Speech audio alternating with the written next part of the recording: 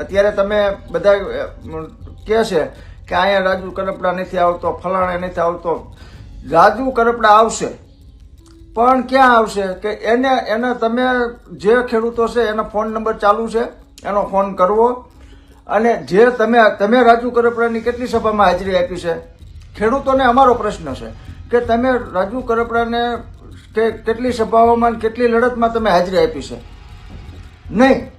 તો હાજરી આપી નથી તો રાજુ કરપડા નવી રોષ જ તમારે ત્યાં આવે. છેલ્લા કેટલાય દિવસથી સૌરાષ્ટ્રના ખેડૂતો એ વીજ કંપની સામે લડી રહ્યા છે. સૌરાષ્ટ્રમાં પણ સુરેન્દ્રનગર, કચ્છ અને મોરબીના ખેડૂતો જે છે એમની સમસ્યાઓ આમ તો સરખી જેવી જ છે, એટલે વળતરના મુદ્દે લડી રહ્યા છે. નેતાઓ કયા કયા આવ્યા એ પ્રશ્ન હતો. એટલે ગઈકાલે જ્યારે મંત્રી એ જેતપર પહોંચ્યા તો પછી સવાલ એ થયો કે જો સત્તા પક્ષના નેતા આવી ગયા છે, વિપક્ષના નેતા આવી ગયા છે, તો જે પોતાને ખેડૂત નેતા કહેતા હતા એ આટલા દિવસથી ક્યાં ગાયબ છે? સુરેન્દ્રનગરના કોંડ ગામમાં આટલી બધી બબાલ થઈ એટલે ચર્ચાના કેન્દ્રમાં આવ્યા રાજુ કરપડા, કારણ કે ખેડૂતો માટે લડ્યા હતા. ખેડૂતો માટે જ્યારે લડ્યા હતા ત્યારે એ વિપક્ષમાં હતા, આમ આદમી પાર્ટીમાં હતા. શું ભારતીય જનતા પાર્ટીમાં જઈ અને પછી એમણે લડવાનું બંધ કરી દીધું? આવા પ્રશ્નો ખેડૂત દ્વારા કરવામાં આવ્યા હતા. ખેડૂતો એમને કહી રહ્યા હતા કે રાજુ કરપડા અત્યારે ક્યાં છે? બોટાદમાં જ્યારે કડદાકાંડ થયો ત્યારે એ જેટલું લડ્યા હતા એ વળતર મુદ્દે કેમ નથી લડી રહ્યા? આ બધા સવાલો રાજુ કરપડા સામે હતા. સુરેન્દ્રનગરમાં ગોપાલ ઇટાલિયાનું આવવું અને એ પછી એવું કહેવું કે રાજુ કરપડાના ગઢમાં ગોપાલ ઇટાલિયા આવી અને ખેડૂતોને આશ્વાસન આપ્યું છે, લડવા માટેની વાત કરી છે. શું ગોપાલ ઇટાલિયાનું ત્યાં આવવું અને એના પછી રાજુ કરપડા સામે થતા સવાલો એ વધ્યા? આ બધી જ વસ્તુઓ જ્યારે થઈ રહી હતી ત્યારે રાજુ કરપડા આટલા દિવસથી આ મુદ્દાને લઈને, એટલે વીજ કંપનીઓના વિરુદ્ધ અને ખેડૂત જે કરી રહ્યા છે એમાં એક પણ વાર કેમ ન દેખાયા, એનો જવાબ રાજુ કરપડાના કાકાએ આપ્યો છે.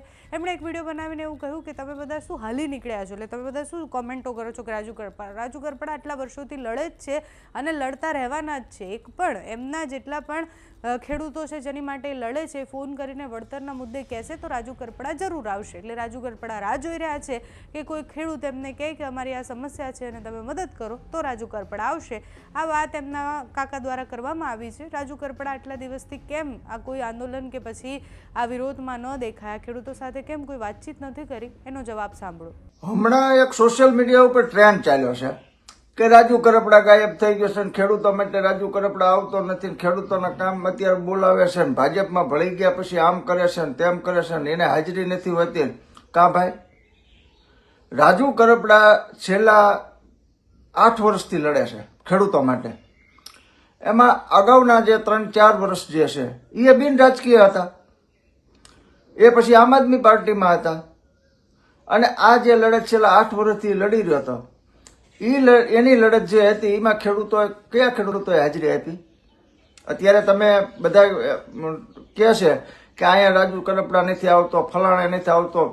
રાજુ કરપડા આવશે, પણ ક્યાં આવશે કે એને તમે જે ખેડૂતો છે એનો ફોન નંબર ચાલુ છે, એનો ફોન કરવો.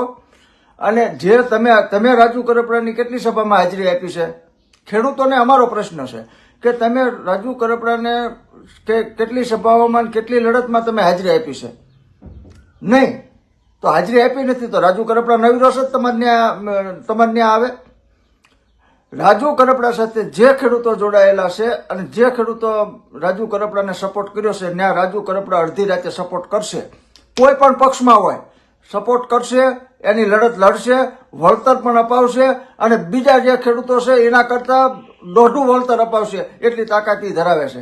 અત્યારે રાજુ કરપડાની ખોટ પડે. કડદાકાંડ જ્યારે બોટાદનો કર્યો ત્યારે તમારી હાજરી હતી, અને જે હાજરી હતી, જે ખેડૂતો 85 ખેડૂતો જેલમાં ગયા હતા, અને એ 85માંથી એક ખેડૂતનો ફોન આવે એટલે અડધી રાતે ઉભો રહો રાજુ કરપડા તૈયાર છે.